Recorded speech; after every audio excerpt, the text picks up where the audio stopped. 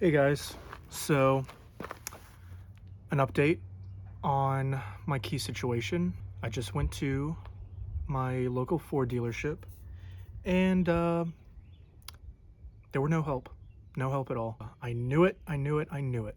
The guy that I talked to on the phone, I guess, didn't realize my problem that I was having before where they could only search back so long. That's part of the key code thing.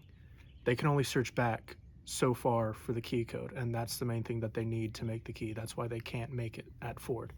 And so yeah, they tried to help me. They got the manager to go in the back and like look at some stuff. Fun fact though, if you want to have some fun while I'm freaking stressing out, apparently all Ford Transit Connects are made in Turkey. Yeah, the guy was he was looking at my vehicle and he was like, "Was this like made in Turkey?" And I was like, I don't know. Was it? I had no idea. He's like, yeah, it's showing up like it's made in Turkey. And the guy next to him was like, oh yeah, all Ford Transit Connects are made in Turkey. So that was kind of an interesting fact. And apparently they were in Europe for a while before they were released in America, which I mean makes sense. They look very European. But anyways, they gave me the number of a guy whose job it is to specifically just crack codes. He's a freaking code cracker. Oh my gosh, is that the key right there? No, I'm just messing with you guys. I still don't know where the fuck it is. Yeah, they gave me the number of a guy whose job it is to break into, homes, businesses, cars. What a job, Like, you're basically doing something illegal for money, but legally. He's gonna come over later, and he's gonna hopefully give me a key code that I can go to another guy to get a key. Was everybody high in 2010? Was that, especially the guys making the key for the Ford Transit Connect? Was that guy just like high as balls back in 2010? Like, it's such a freaking weird design. Like, you can't get under the hood without the key. There's no like little pull thing inside the cabin to flick open and get under there.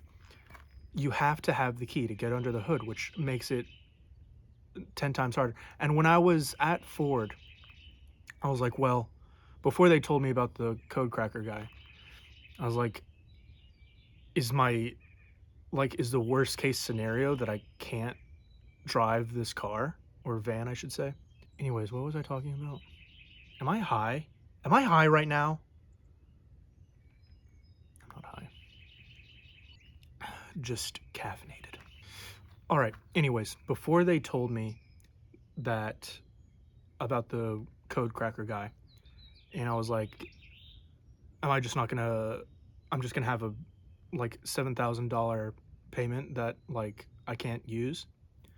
And they said, well, you could like change out the ignition switch. I was like, all right, like what does that do? What does that entail? And he turned his computer around, looked up like a ignition switch. They had a few of them in stock. And he said, so basically he showed me a picture and he's like, basically we just change the rod in there or whatever, and it gives you like another code so that you can get a key made with that new ignition switch code. So at this point, that's an option. I'm gonna wait for this code cracker villain guy to come and crack my codes. We're not gonna fuck. I mean, maybe. He did, like, in the text that he sent, he said, I'll be there at 11:05. And then he, like, sent an emoji, like one of these emojis. I was like, what the fuck? Like, what the fuck is that? Like, with the like blush. And I was like, all right, sounds great. Thumbs up.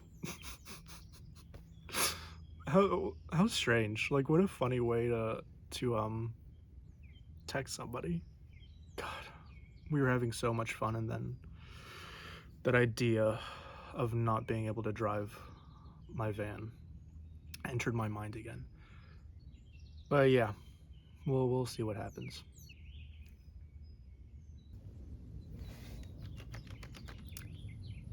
On this notebook, I have the 1, 2, 3, 4, 5, 6 digits that I need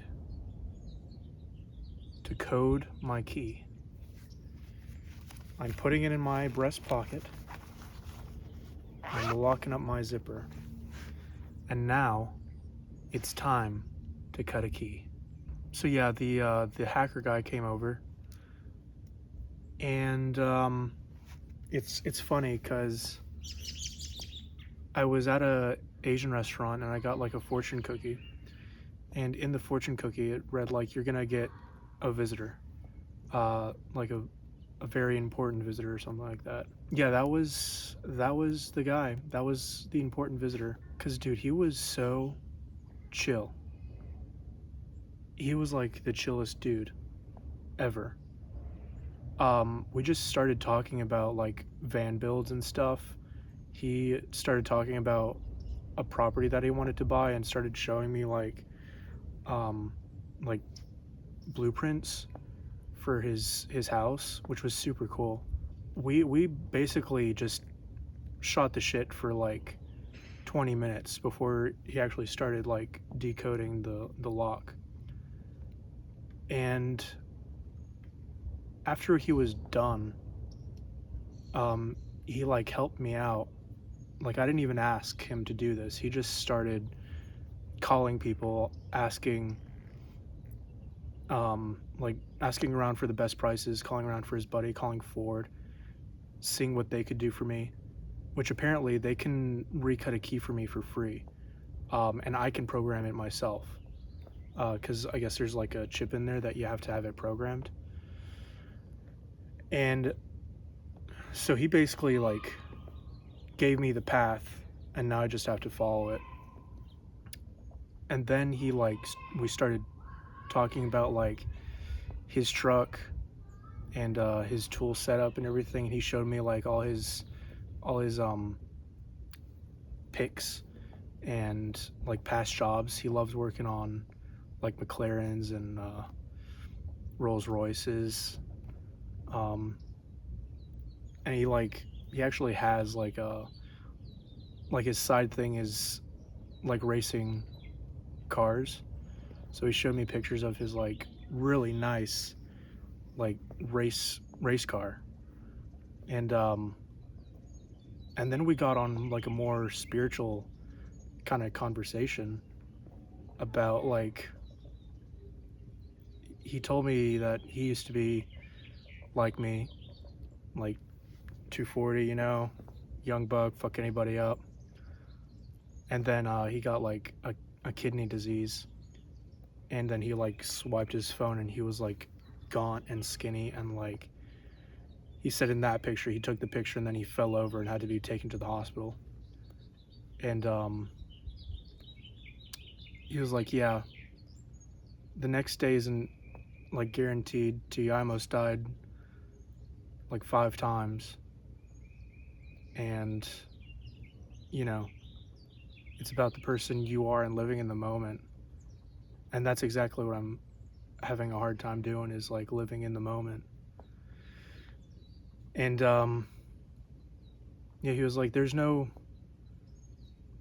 U-Haul behind a, what's that thing called, the funeral car. I totally fucked up that metaphor, but you know what it is.